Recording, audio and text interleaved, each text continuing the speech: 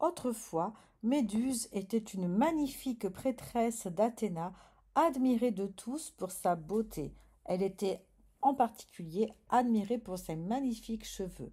C'était la plus belle des trois Gorgones, toutes les trois prêtresses d'Athéna. Un jour, le dieu de la mer, Poséidon, charmé par la magnifique prêtresse, la poursuivit jusque dans le temple sacré d'Athéna. Là, il la viola. Furieuse de cette profanation, Athéna jeta une terrible malédiction sur Méduse, la transformant en un monstre hideux. On dit aussi qu'elle la transforma pour la protéger des mauvais traitements des hommes.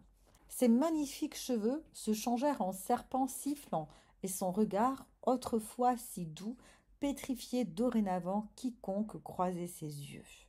Rejetée par le monde, Méduse s'exila sur une île lointaine, vivant dans l'isolement et la douleur de sa malédiction.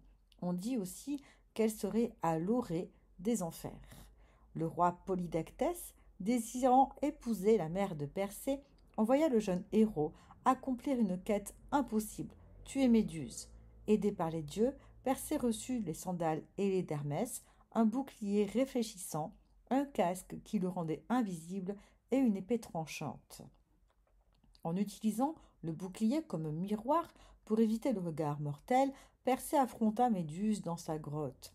D'un coup précis, il la décapita, libérant du même coup Pégase et Chrysaor, nés du sang de Méduse, enfants de Poséidon. Avec la tête de Méduse, Persée retourna auprès de Polydectès, le transformant en pierre pour ses mauvaises actions. On dit qu'il offrit la tête de Méduse à Athéna, qui le porte depuis ce temps avec son égide. Peut-être est-ce seulement pour pétrifier ses ennemis, ou bien peut-être que la déesse veut ainsi rendre un dernier hommage à sa prêtresse, profanée par son ennemi Poséidon. Méduse est une protectrice pour les Grecs qui la mettaient sur leur temple.